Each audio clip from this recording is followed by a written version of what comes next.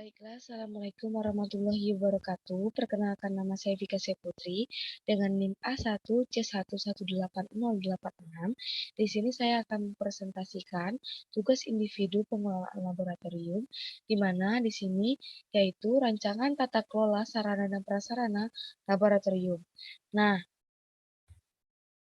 di sini pengertian sarana dan prasarana menurut Ketentuan Umum Peraturan Menteri Pendidikan Nasional Nomor 24 Tahun 2007, di mana dikatakan bahwa sarana adalah perlengkapan pembelajaran yang dapat dipindah-pindah. Nah, sedangkan prasarana itu merupakan fasilitas dasar untuk menjalankan fungsi sekolah atau madrasah.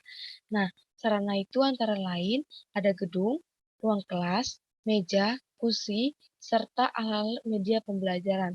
Sedangkan yang termasuk prasarana itu antara lain ada halaman, tanaman, lapangan, dan jalan menuju sekolah. Nah, di sini ada contoh sarana dan prasarana dalam laboratorium IPA itu tersebut. Nah, itu selanjutnya ada fasilitas, di mana fasilitas di sini ada untuk fasilitas ruang praktikum. Untuk kenyamanan dan keselamatan kerja, sebaiknya ruang praktikum itu memiliki fasilitas-fasilitas sebagai berikut. Yang pertama itu ada instalasi listrik, itu untuk percobaan, demonstrasi, penerangan, dan lain-lainnya.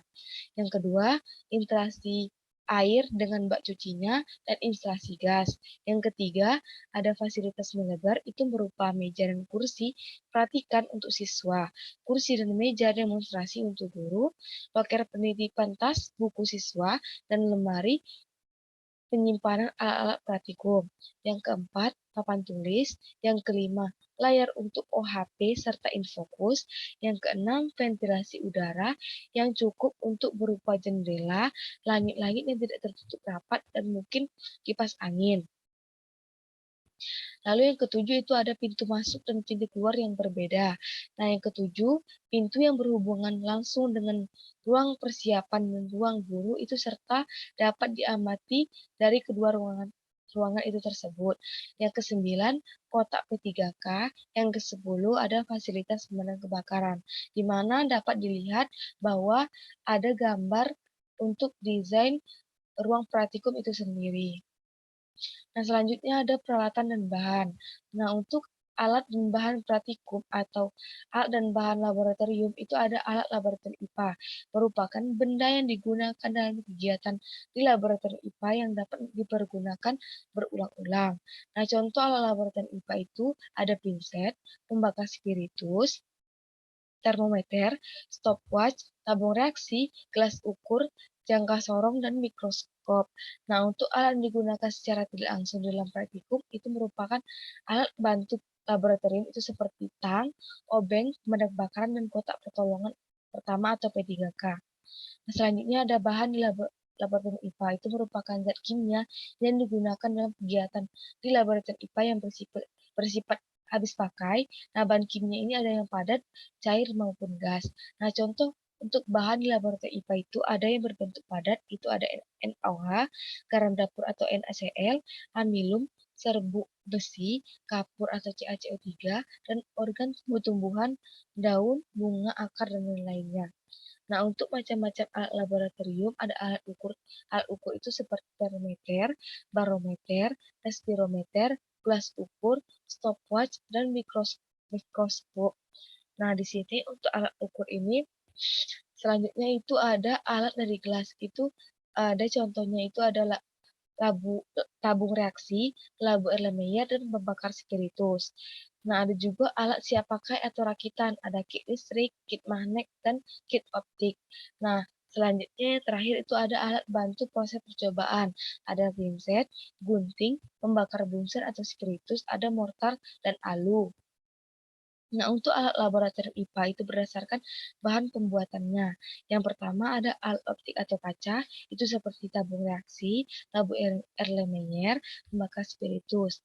Dan yang kedua ada alat dari logam, itu seperti kasa asbes, peralatan bedah, dan sebagainya. Yang ketiga ada alat dari kayu seperti tabung reaksi, penjemput tabung reaksi, dan sebagainya. Yang keempat alat dari plastik itu seperti botol zat kimia, dan sebagainya.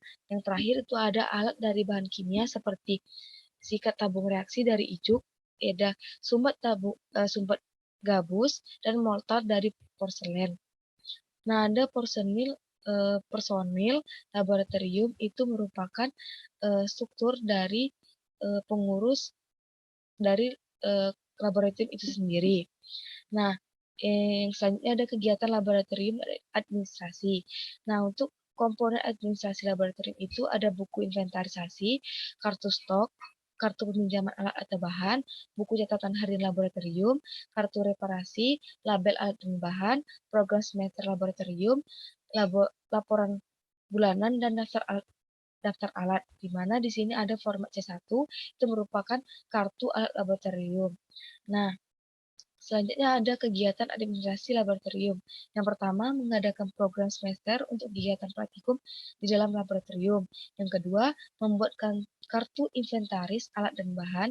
Yang ketiga, membuat panduan praktikum. Yang keempat, membuat kartu stok bahan dan alat praktikum. Yang kelima, membuat kartu peminjaman alat dan bahan. Yang keenam, membuat catatan harian laboratorium yang dibuat oleh laboran. Yang ketujuh, membuat kartu reparasi perbaikan peralatan praktikum. Dan yang terakhir itu membuat laporan bulanan, di mana di sini ada contoh-contoh untuk kartu, yang mana di sini ada kartu peminjaman, buku harian laboratorium, ada kartu reparasi, ada laporan bulanan kegiatan laboratorium. Nah, selanjutnya itu ada limbah dokumentasi atau sistem pengarsipan. Nah, untuk inventarisasi, itu semua kegiatan inventarisasi itu harus memuat sumber dana dari mana alat-alat ini diperoleh atau dibeli. Nah, tujuan dari inventarisasi ini untuk pertama untuk mencegah pemakaian berlebihan, yang kedua untuk mengurangi risiko kehilangan, yang ketiga untuk meningkatkan proses pekerjaan dan hasilnya, yang keempat itu ada mengurangi biaya operasional, yang kelima meningkatkan kerjasama, dan yang keenam itu ada meningkatkan kualitas kerja. Nah, di sini yang terakhir ada visi dan misi laboratorium.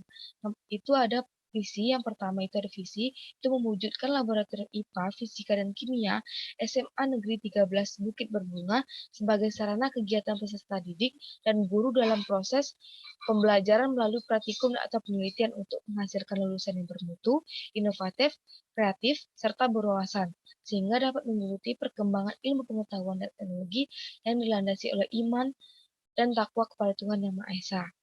Yang terakhir ada misi. Yang pertama itu menyelenggarakan administrasi laboratorium IPA, fisika dan kimia yang baik dan tertib pada setiap tahun pelajaran. Yang kedua, pengadaan sarana dan prasarana laboratorium IPA, fisika dan kimia secara kontinu untuk meningkatkan layanan praktikum IPA, fisika dan kimia baik dalam proses pembelajaran maupun penelitian. Yang ketiga, menyelenggarakan kegiatan praktikum IPA, fisika, dan kimia minimal 3 kegiatan praktikum pada setiap tahun pelajaran. Dan yang terakhir, menyelenggarakan layanan penelitian dan pengembangan karya ilmiah bagi peserta didik, guru, dan pengguna lainnya. Nah, sekian itu saja yang dapat saya sampaikan. Kurang lebihnya saya mohon maaf. Wassalamualaikum warahmatullahi wabarakatuh.